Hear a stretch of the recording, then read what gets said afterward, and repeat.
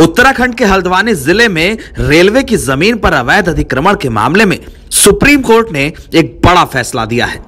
Supreme court ने फिलहाल Nainital high court के उस फैसले पर रोक लगा दी है जिसमें यह कहा गया था कि 7 दिन के भीतर हल्द्वानी में रेलवे की जमीन पर से अतिक्रमण हटाया जाए। रेलवे की जिस जमीन पर से अतिक्रमण हटाने की बात कही गई थी, उस जमीन पर 50,000 लोग रहते हैं।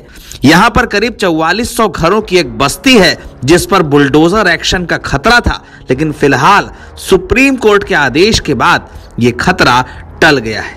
सुप्रीम कोर्ट ने इस फैसले में यह कहा है कि फिलहाल हमें किसी भी मामले के मानवीय पहलू को देखना होगा। सुप्रीम कोर्ट ने यह कहा है कि फिलहाल नैनीताल हाई कोर्ट के फैसले पर रोक लगाई जाती है।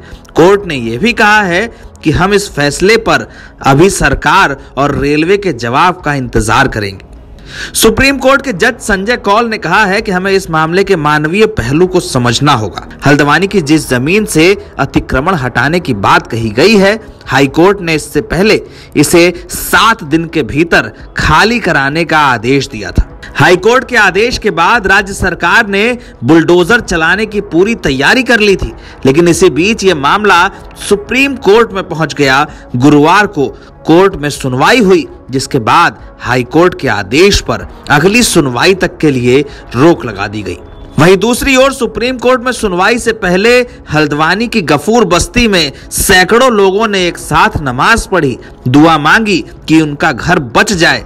लोगों ने यह कहा कि जिस घर को सरकार बुलडोजर के तले रौंदना चाहती है वो उनका आशियाना है। इस ठंड में अगर घर ही ना रहा तो ये लोग कहां जाएंगे। वहीं सरकार और रेलवे की यह दलील थी कि जो जमीन इन लोगों ने कब्जा कर रखी है वो सरकारी है। रेलवे ने कहा कि उसके पास पुराने रेवेन्यू रिकॉर्ड्स हैं। वहीं दूसरी ओर जब सुप्रीम कोर्ट में यह मामला पहुंचा तो जस्टिस कौल ने कहा कि हमें इस मामले को मानवीय नजरिए से देखना होगा, इसमें समाधान की जरूरत है। सुप्रीम कोर्ट फिलहाल 7 फरवरी तक इस मामले पर कोई भी एक्शन ना हो ऐसा आदेश दे चुका है। कोर्ट ने यह भी कहा है कि फिलहाल इन परिवारों को राहत होगी। कोर्ट ने कहा है कि इस मामले में कोई समाधान निकालना होगा। पुनर्वास की व्यवस्थाओं पर भी सरकार से जवाब मांगे गए हैं, लेकिन यह बात साफ है कि फिलहाल इन बस्तियों पर बुलडोजर नहीं चलेगा। एनबीटी ऑनलाइन की रिपोर्ट।